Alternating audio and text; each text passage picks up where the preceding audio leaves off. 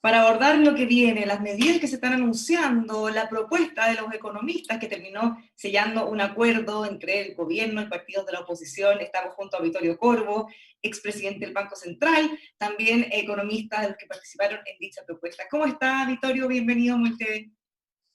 Muchas gracias. Bueno, cuéntenos, el presidente del Banco Central anunciaba ayer con el IPOM unas proyecciones bastante complejas, pensando que recién vamos a retomar un andar de la economía como el que teníamos antes en 2022. ¿Qué le parecen esas proyecciones, ese diagnóstico? Si pensamos la mayor parte de las proyecciones de la economía mundial, que es el entorno externo nuestro, va en la misma dirección. Tanto el Congressional Budget Office en los Estados Unidos para la economía americana piensa que la economía va a retomar el nivel que tenía el último trimestre del 2019, recién avanzado el 2022. En el caso del mundo como un todo, la proyección que hizo recientemente la OECD va en la misma dirección, de que incluso tiene una proyección con 2 olas de contagio en los cuales el 2023 recién recuperaríamos el nivel de producto. Y también si pensamos, entonces en esa dirección vamos a tener también el próximo miércoles las proyecciones actualizadas del Fondo Monetario Internacional, y su economista jefe ha dado a entender de que también va a haber una gran revisión. Ese es el mundo. Esta fue una epidemia que se transformó en pandemia y partió de China, pero ha golpeado a todo el resto del mundo. Entonces Chile, que está inserto en la economía internacional, y estos contagios que se han seguido expandiendo, también va a tener una caída grande, y eso está en el rango más o menos de que hoy día nos proyectaba la OECD a nosotros en su actualización hace 2 semanas, y por ahí vamos a andar, o sea, en eso, entre 5 y 7, 4,5 y 7, en eso vamos a andar. Nadie sabe hoy día, porque hoy día sí que hay una gran incertidumbre, no solo económica, hay una incertidumbre también sobre la pandemia. ¿Cuánto dura este contagio? Justamente en ese contexto también se proyecta una caída grande en la inversión. Se habla de hasta menos 16%, quizá podría ser un poco más, un poco menos. ¿Se podría de alguna manera mitigar o evitar esa caída? ¿O en medio de tanta incertidumbre es algo que va a ocurrir de todas maneras?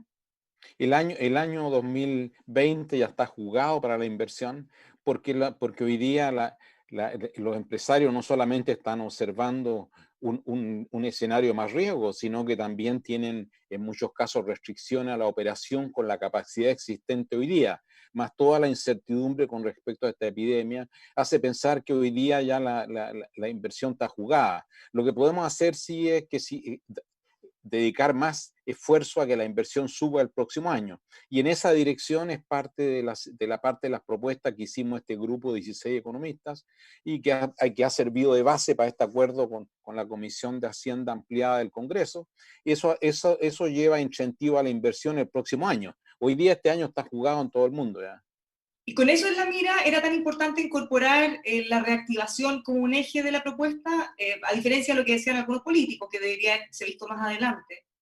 Es que lo que pasa es que yo creo que la propuesta tiene 2 elementos importantes. Primero, poner un cierto presupuesto a cuánto, de acuerdo a la sostenibilidad fiscal, cuánto es prudente, dentro del mayor esfuerzo posible, dedicar tanto a la mitigación y a la reactivación. Entonces nosotros hicimos una estimación de que de 12.000 millones de dólares, un fondo COVID, hasta a 12.000 millones de dólares de gasto, que es un esfuerzo grande para un país en el cual la deuda ha subido significativamente en los últimos 10 años.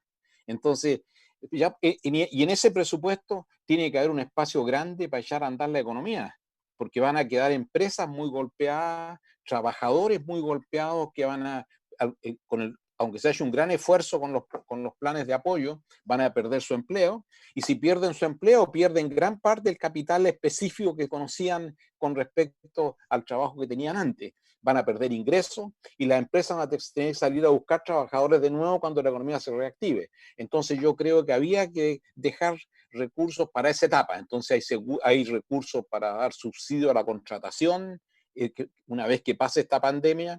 Hay recursos también para permitir un mayor rol de la inversión pública en esta etapa que viene de reactivación, concesiones. Eso es el motor para que para que comencemos a recuperar. Si pensamos que este golpe es grande en el resto del mundo, en Chile también es muy grande. Claro, pero uno de los problemas es que tenemos una completa incertidumbre respecto a cuánto más podríamos caer. Entonces, me imagino que debe ser muy difícil hacer esos planes con esa incertidumbre de qué va a pasar. Dentro de eso y de las medidas sanitarias que se han propuesto para estos días, por ejemplo, la hibernación, ¿qué le parece una medida como esa que tiene impacto económico bien profundo? El presidente del Banco Central lo señalaba de cerca de una caída del 25% del PIB en un mes. ¿Qué le parece una medida como esa?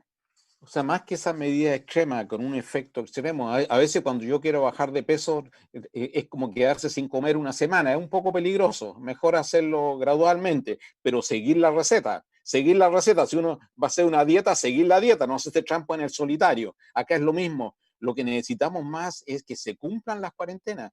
O sea, en el resto del mundo, cuando se pone en cuarentena, como ha puesto Chile, se respetan en países desarrollados y en países en desarrollo. En Chile tenemos un problema, que hay una profesión de no respetar las restricciones, y ese es el problema que nos tiene. No vamos al extremo. Si yo dejo de comer una semana y dejo de tomar agua, me voy a morir. No hagamos al extremo, y eso lo mismo le va a pasar a la economía, que ya está muy golpeada. Este problema lo podemos salvar entre todos si somos más respetuosos de las cuarentenas.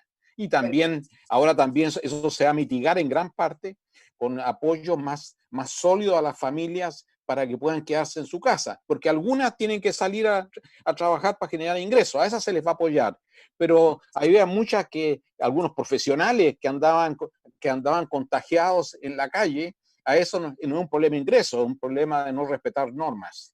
Pero justamente en esa medida, cuando se ha mirado en los controles que se han hecho, la gran mayoría de la gente sí ha tenido un permiso, por lo que hay una línea difusa entre que finalmente sí están cumpliendo, están pidiendo muchos permisos, pero de alguna manera eso es legal.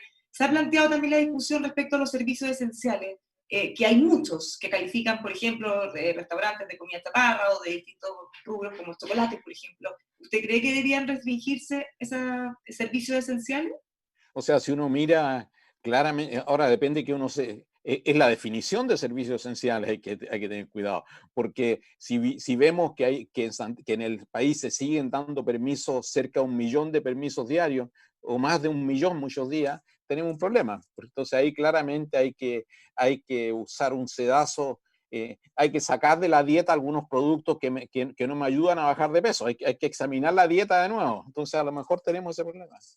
Y en el caso de los servicios esenciales, quizá ha primado de alguna manera el poder permitirles seguir trabajando independiente si son esenciales o no, pero para que puedan mantener sus ingresos, tendríamos que No, eso revisar es esto. distinto. Para mantener los ingresos es distinto, porque mantener los ingresos lo que se está haciendo ahora es un esfuerzo fiscal importante para mantener el ingreso. Lo que se requiere en servicios esenciales para que la gente para el país siga funcionando. Yo quiero tener acceso a comprar comidas. Eso requiere que a los supermercados llegue la comida. Son servicios esenciales. Alimentación, farmacias, eso es esencial, la cadena de alimentación. Eso tiene que seguir funcionando. Y eso ha sido así en todas partes, hasta en China.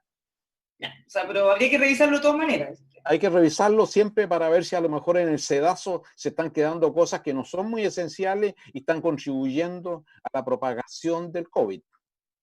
¿Qué le parece, don Vittorio, que finalmente después la propuesta en que ustedes trabajaron, fueron 16 economistas, se haya llegado a un acuerdo con partidos de la oposición y el gobierno? Eso me alegra mucho porque eso es un gran triunfo para la democracia. Nosotros lo único que hicimos los 16 economistas es trabajar en forma seria, escuchando las otras posiciones. Inicialmente nos advirtió el ministro que podían haber votos de minoría, sí que no había acuerdo. Al final prácticamente no hubo votos de minoría, hubieron algunas consideraciones, pero todos se sumaron al acuerdo, a los elementos centrales del acuerdo. Eso demuestra que pudimos llegar a acuerdo nosotros y me da una tremenda alegría que esos 10 días de trabajo intensivo, con un esfuerzo grande por contribuir al país, hayan tenido como fruto el hecho de que se haya llegado a un acuerdo también en el Congreso, que es la institución básica de la democracia, que el Ejecutivo haya llegado a un acuerdo con el Congreso. Ahora, ese acuerdo contempló algunas cosas levemente distintas de las que habían propuesto ustedes, por ejemplo, el ingreso familiar de emergencia. ¿Qué le pareció lo que se aprobó finalmente? Yo creo que es parte de la negociación y lo que es importante es que hay un presupuesto hasta 12.000 millones. el Congreso decidió que en vez de el rango entre 80 y 90 mil pesos que proponíamos nosotros de apoyo por persona, hasta 4 personas en una familia, eso lo subió a 100.000. Está dentro de la negociación y lo importante es mantener este presupuesto de no más allá de 12.000 millones para la reactivación, porque si no se debilitan mucho nuestras cuentas externas. Una cosa que dejaron abierta o más flexible tiene que ver justamente de dónde sacamos esos 12.000 millones de dólares. ¿Cuál es su opinión? ¿Deberíamos endeudarnos? ¿Deberíamos estar mano los ahorros? ¿Una mezcla de dos aprovechando las bajas tasas que tenemos todavía? Claro, nosotros lo discutimos en nuestra comisión y como uno nunca sabe cómo se desarrollan los acontecimientos, si usted me pregunta a mí hoy día, dado que nosotros tenemos un muy buen acceso a los mercados internacionales y los bancos centrales de los países avanzados están inundando el mundo de liquidez, yo creo que conviene en el corto plazo usar más endeudamiento externo y dejar los fondos en el chanchito por si mañana la situación nos hace difícil acceder al financiamiento externo. Igual, lo importante en eso es que aunque la deuda bruta suba, si no usamos los fondos, la deuda neta no va a subir porque tenemos los recursos. Entonces eso hay que irlo calibrando. Entonces nosotros se lo dejamos eso a la decisión de la autoridad política del Ejecutivo. Ahora, independiente del mecanismo, lo que está claro es que el nivel de endeudamiento va a subir, se habla de llegar cerca del 43% del PIB. ¿Usted cree que eso nos podría traer algunas complejidades o quizás nos pudieran bajar la nota clasificadoras de riesgo? Yo creo que nos traería mucho más complejidad si no enfrentamos la dramática situación que tenemos hoy día. Hoy día hay que llegar con alimentos, con ingresos para que pueda comprar alimentos a la gente que está sufriendo con esta pandemia. Eso haría la situación mucho más dramática si no nos hacemos cargo del problema. Mantener empresas funcionando para que la economía se pueda reactivar después. Ayudarle a algunas empresas que van a tener que reestructurarse porque el negocio es distinto. O sea, la gente va a tomar mucho tiempo antes de nuevo hacer turismo, tomar vuelos, ir a restaurantes. Entonces hay que ayudarle a reconvertirse a esos sectores. Para eso necesitamos recursos. Tenemos acceso a financiamiento. Hay que usarlo. Es como una familia, si hay un problema de una urgencia en una operación, uno hasta vende los muebles para financiarlo. Aquí lo que estamos haciendo, tenemos acceso a financiamiento y ese financiamiento lo vamos a usar. Lo que sí nosotros recomendamos, y me alegra mucho también que en el acuerdo entre el Ejecutivo y el Legislativo que se llegó en la madrugada del domingo, esté incluido también de que en Chile no podemos seguir con esto que la deuda sube. Siempre hay razones para que la deuda pública siga subiendo. Entonces hay un acuerdo de que una vez que pase esta pandemia, en la tranquilidad de ese momento, preocuparnos de fortalecer la regla fiscal y toda la institucionalidad fiscal para que la deuda no siga creciendo, porque va a llegar otro shock después. Con esto, tal como dice usted, en nuestras estimaciones vamos a estar en torno al 43% del PIB el año 2022 en deuda bruta. En neta menos que eso. Pero si seguimos así, esto va a seguir y seguir creciendo. Y ese número es una estimación. O sea, si el producto cae más ahora, la deuda va a ser un poco mayor. Si el COVID se determina antes y no usamos todo el fondo, va a ser menos. Pero 43 ya es un número alto. De hecho, hoy día el promedio de los países emergentes tiene una deuda de 65. Con 45 todavía nos vemos bien en esa foto. En esa foto salimos bien, salimos peinaditos, salimos bien. Pero ya, entonces, si queremos mantener eso, tenemos que hacer el esfuerzo de evitar de que esto siga subiendo.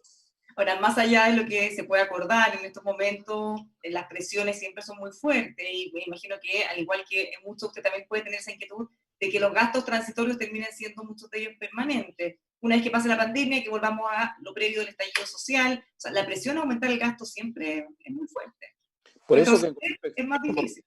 Por eso, con respecto a la pandemia, yo creo que el grupo tuvo una idea importante, es crear un fondo específico.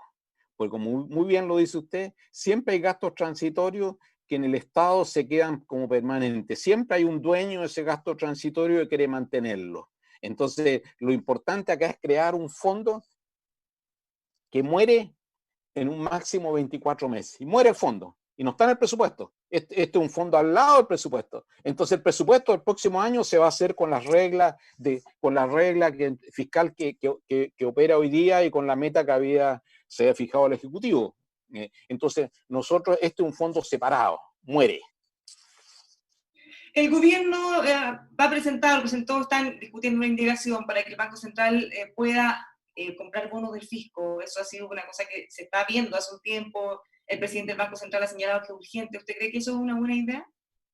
Tal como suscribí una carta que escribimos varios expresidentes del Banco Central de la democracia, desde el 90 en adelante, y nosotros creemos que en esta etapa en Chile, dado que hemos mostrado la capacidad del banco manejarse en forma autónoma con una gran confianza en la sociedad, tanto interna como también externa, por eso que tenemos buen acceso a mercado de capitales y todo. En este Hemos tiempo, mostrado, eso es una cosa muy excepcional, que se ha logrado mantener. bueno, claro, pero el trabajo, hoy día hay que cosechar.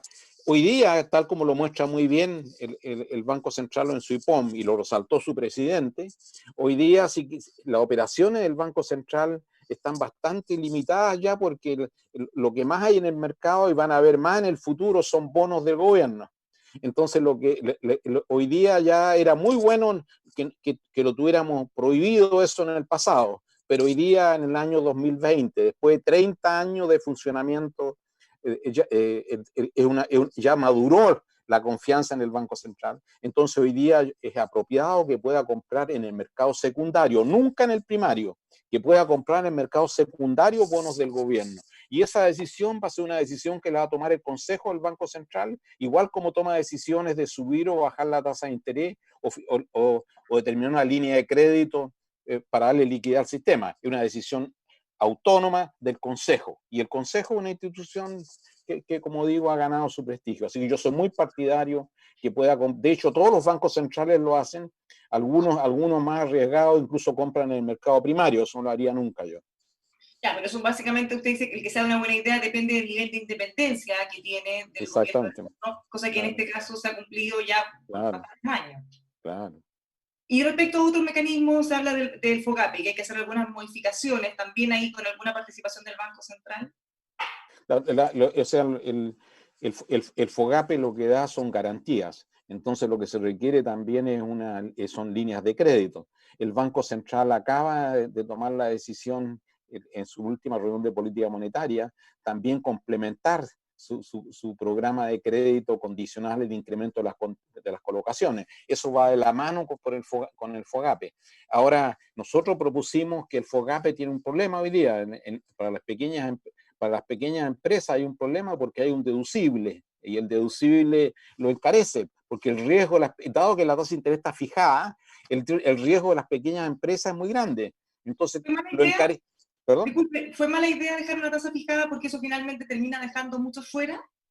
No, pero que lo que pasa es que uno va aprendiendo, cuando está creando cosas va aprendiendo, o sea, cuando empieza a hacer un cuadro, el pintor lo va cambiando, después parte con una idea y lo va cambiando. Y lo importante es tener flexibilidad para ir ajustando las cosas. Entonces yo creo que eso nosotros propusimos en la comisión de 16 economistas que había que revisar había el deducible y me alegra que hoy día que también sostenga el acuerdo con el Congreso y eso va a avanzar, eso va a ayudar sin ninguna duda y va a ayudar también a extender esto y va a ayudar también que las líneas de crédito del Central, que lo que anunció el Central ahora también va a apoyar instituciones no bancarias que apoyan a las pymes. También le va a dar liquidez a ellas. Y en todo este escenario, con todos estos proyectos, con los recursos que se van a inyectar, ¿usted teme que pudiera haber una presión inflacionaria? ¿Y qué pasa también con el tipo de cambio? Primero, presión inflacionaria. Hoy día en el mundo hay presión inflacionaria solamente en los alimentos, por problemas de abastecimiento. Y algunos países como Chile también por problemas de sequía. Pero eso es transitorio, pero las otras cosas están cayendo porque no hay demanda. O sea, la gente no va a los shopping centers a comprar. Entonces, para vender hay que hacer liquidación todos los días, no solamente los días con R como se hacía antes. Entonces, eso requiere claramente, hoy día hay una presión grande porque hay oferta y no hay demanda en muchas cosas. Entonces yo creo que la inflación no es un problema. No discrepo mucho de las proyecciones que hace la OECD, que la inflación va a seguir va a seguir muy acotada. Se proyecta que en todos los países avanzados va a estar bajo su meta en los próximos 2 o 3 años. Y hay que monitorearlo. Y si mañana la inflación empieza a ser un problema, el Banco Central sabe muy bien cómo hacer eso, retirar un poquitito de alcohol. Ahora necesitamos alcohol para que la gente empiece a sobrevivir primero. Más que alcohol necesitamos ahora, necesitamos un poco pan y agua para que la gente sobreviva en este periodo. Y después si la gente se alegra mucho porque empieza ya a aumentar mucho la demanda, ahí se empieza a retirar esto. Pero eso no lo veo hasta un par de años. Ahora, justo en esto que usted menciona, la necesidad de cuando se vaya a reactivar y hay que dar incentivos, más de la mitad de las empresas, o cerca de la mitad que han suspendido trabajadores, temen no poder reintegrarlos después, o por lo menos en un periodo acotado. Eso va de la mano con las expectativas y con la demanda. Claro, lo que pasa, claro, entonces lo que pasa ahí, yo creo que hay dos dificultades. Primero, hemos aprendido durante esta pandemia, y lo ha aprendido también usted y yo, que podemos trabajar desde la casa, hemos hecho una inversión en hacer las compras por internet. Una vez que hace este aprendizaje, uno se va quedando en ese carro, porque empieza a apreciarlo, de que uno puede hacer las compras por internet y leer un libro en vez de ir al supermercado. Entonces, eso va a hacer de que en Chile y en el mundo, va a ser de que va a haber un cambio estructural importante. Entonces, lo que necesitamos hacer en la nueva economía que surja después que pase esta pandemia, tenemos que hacer una inversión importante en ayudar a nuestros trabajadores a adaptarse a esta nueva realidad. Tenemos un esfuerzo grande en subirlo también a estas tecnologías, a ellos también, para que tengan mejores oportunidades de emplearse. Tenemos que introducir también subsidios al empleo para que empiecen a aprender, volver al mercado laboral.